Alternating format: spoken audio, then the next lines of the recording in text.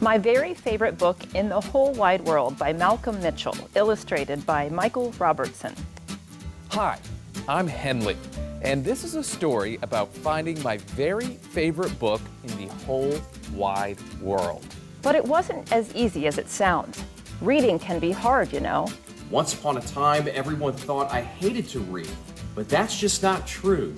In some books, the words are too big, the sentence is too long, and there are way too many pages. In other books, the pictures have zero to do with cool things I like or with what's inside of me. I do try, but some books are so giant, if I stood on them, I would turn into a giant. Other books are so boring, I'd rather use them as pillows. When I'm supposed to be reading homework, I'd rather play football in the backyard. When I'm asked to read the cookbook to help make dinner, I would rather see how many grapes I can fit into my mouth. Once I took a wagon full of books to the town swimming pool to find out how good they could swim. When I tried to read books about dinosaurs, they made my brain hurt, so I gave the books back to the dinosaurs. I tried reading books about mountains, pickles, aliens, monsters, cats chasing mice, and mice chasing cats. I even found a book about cats chasing mice up a mountain while aliens eat pickles with monsters. But none of those made reading easier or more fun. But that all changed when Mrs. Joy gave the worst homework assignment ever. Find your very favorite book in the whole wide world and bring it to school tomorrow. It can be a book about anything. Just make sure you love it because you'll be sharing it with the class. The school bell sounded like 100 horns blowing in my ear. Thinking about the yucky homework assignment gave me a super headache and made my hands sweaty. On the way home from school, I stopped by the mighty library, hoping to find any book that could be my very favorite. My friends went into the library ahead of me. When it comes to finding books, I'm not so fast. Inside, there was a nice man sitting behind a jumbo-sized desk. I asked him if he could help me find my very favorite book in the whole wide world. He showed me books about science and adventure and squishy animals.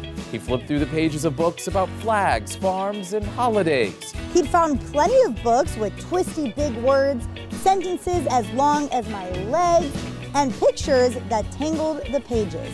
It gave me the heebie-jeebies. When I saw my friends in the middle of the library having fun and reading, I felt more lost than ever.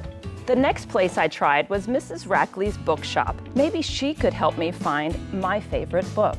Mrs. Rackley did what she does best. She brought piles and piles of books. I looked and looked and looked, but I couldn't call any of them my very favorite book in the whole wide world. All of those pages and all of those words made my eyes tired. I realized it was going to take a book miracle to find my very favorite book. I grew a sad face and stomped all the way home. Mama was unloading the dryer and she could tell I was having a crummy day. I told her all about the worst ever homework assignment. The librarian and Mrs. Rackley tried their best to help me find a book, but it was no use. I'll just never find my very favorite book in the whole wide world. With a voice as warm as rolls from the oven, Mama said, "Henley, sometimes the best stories can be found inside of ourselves." After a sweet kiss on the forehead, Mama's words lit up inside me. That's when I had a brilliant idea. The next morning, I could hardly wait for my turn to share my very favorite book in the whole wide world. I stood proud as all eyes in the reading circle stared at me. Everyone thinks I hate to read, but that's not true. Yes, some words are big and some sentences are too long, but that's not my biggest challenge. Before today, I just hadn't found a book I wanted to read. I hadn't found the words or pictures or pages or sentences or subjects that showed me me. So last night, I wrote a book. It's called My Very Favorite Book in the Whole Wide World. It's about a big, fat, bumpy journey to finding the perfect book. My book has words and pictures and pages that show me, and that show you, me. When I started reading my book out loud for everyone to hear, I struggled. But soon my words began to flow. The pictures I drew danced off the pages. Everyone can have a favorite book in the whole wide world, even if they have to write it. When I was done telling my story, all my classmates clapped and cheered.